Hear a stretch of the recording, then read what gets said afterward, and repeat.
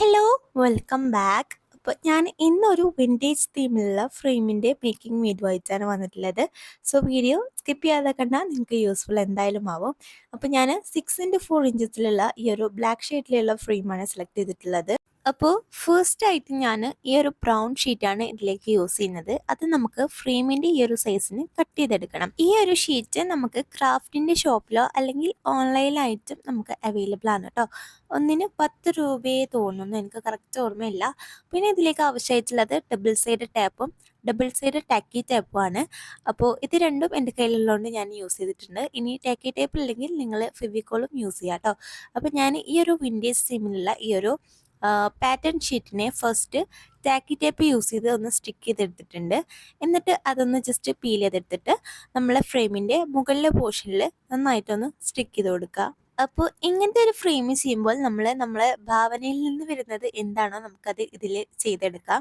അപ്പോൾ ഞാൻ ഫസ്റ്റ് അങ്ങനെ പാറ്റേൺ ഷീറ്റ് സ്റ്റിക്ക് ചെയ്തതിന് ശേഷം ഈ ഒരു വിൻഡീസ് തീമിലുള്ള ക്ലോക്കിൻ്റെ ഒരു സ്റ്റിക്കറാണ്. അപ്പോൾ അതും ഇതുപോലെ double side tacky tape use ചെയ്തിട്ട് അവിടെ സ്റ്റിക്ക് ചെയ്ത് കൊടുക്കുന്നുണ്ട്. ഞാൻ പറഞ്ഞില്ലേ, നിങ്ങൾക്ക് വേണമെങ്കിൽ ഫെവിക്കോളും ഇതിൽ യൂസ് ചെയ്യാം കേട്ടോ.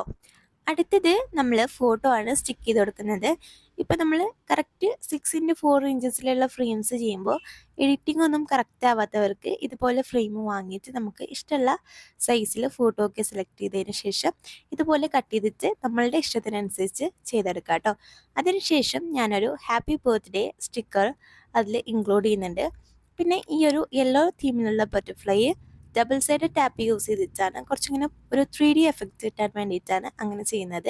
അപ്പോൾ അതങ്ങനെ അവിടെ മുകളിലെ പോർഷനിൽ രണ്ടെണ്ണം സ്റ്റിക്ക് ചെയ്യുന്നുണ്ട് കേട്ടോ. ഫസ്റ്റ് ഒന്ന് ഇങ്ങനെ ചെരിച്ചിട്ടും പിന്നെ അതിൻ്റെ ഓപ്പോസിറ്റായിട്ട് വേറൊന്നും ഇങ്ങനെ സ്റ്റിക്ക് ചെയ്ത് കൊടുക്കുന്നുണ്ട്. അടുത്തത് നമ്മൾ 3 ഷെയ്ഡ്സിലുള്ള ലവിൻ്റെ ഒരു സ്റ്റിക്കറാണ്. അത് ഞാൻ ഹാപ്പി ബർത്ത്ഡേ കോട്ടിൻ്റെ താഴെ സ്റ്റിക്ക് ചെയ്ത് കൊടുത്തോക്കി. സോ ഇനി നെക്സ്റ്റ് നമ്മൾ ചെയ്യാൻ പോകുന്നത് ഡബിൾ സൈഡ് ടാപ്പ് യൂസ് ചെയ്തിട്ട് ഈ ഒരു ഒലീവ് ഗ്രീൻ ഷെയ്ഡിലുള്ള ഫ്ലവറിനെ ഫോട്ടോൻ്റെ സൈഡിലായിട്ട് സ്റ്റിക്ക് ചെയ്ത് കൊടുക്കുകയാണ്. അപ്പോൾ ഒരു കുറച്ചിങ്ങനെ പൊന്തിയായിട്ട് നിൽക്കുന്നത് കൊണ്ട് നല്ല ഭംഗിയുണ്ടായിരുന്നു. അപ്പോൾ അടുത്തത് ഞാൻ സ്മൈൽ എന്ന് പറഞ്ഞിട്ട് ഒരു ലെമൻ്റെ പീസായിട്ട് ഇത് ഞാൻ സ്റ്റിക്കർ ഷീറ്റിൽ പ്രിൻ്റ് ചെയ്ത് എടുത്തത് തന്നെയായിരുന്നു. അപ്പോൾ ഞാനത് സ്റ്റിക്കർ റിമൂവ് ചെയ്തിട്ട് ഇതിലേക്ക് സൈഡിലോട്ട് സ്റ്റിക്ക് ചെയ്ത് കൊടുത്തു.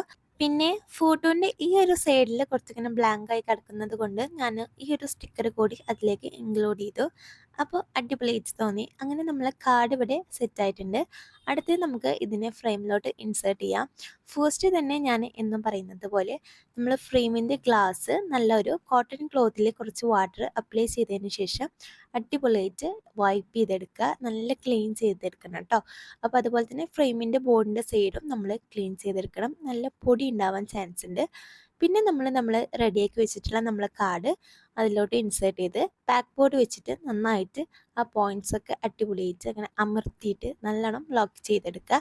അതും കൂടി ചെയ്ത് കഴിഞ്ഞാൽ നമ്മളെ ഫ്രെയിം ഇവിടെ സെറ്റ് ആയിട്ടുണ്ട്. പിന്നെ ഇത് ഹാങ് ചെയ്യാൻ പറ്റുന്ന ഫ്രെയിമല്ല, നമുക്കിതുപോലെ സ്റ്റാൻഡ് ചെയ്യാൻ പറ്റുന്നതാണ്. അപ്പോൾ ഹാങ് ചെയ്യാൻ പറ്റുന്നതും സ്റ്റാൻഡ് ചെയ്യാൻ പറ്റുന്നതും ഇൻക്ലൂഡ് ആയിട്ടുള്ള ഫ്രെയിംസ് ഉണ്ട്, ഇതുപോലെ സെപ്പറേറ്റ് ആയിട്ടുള്ളതുണ്ട്.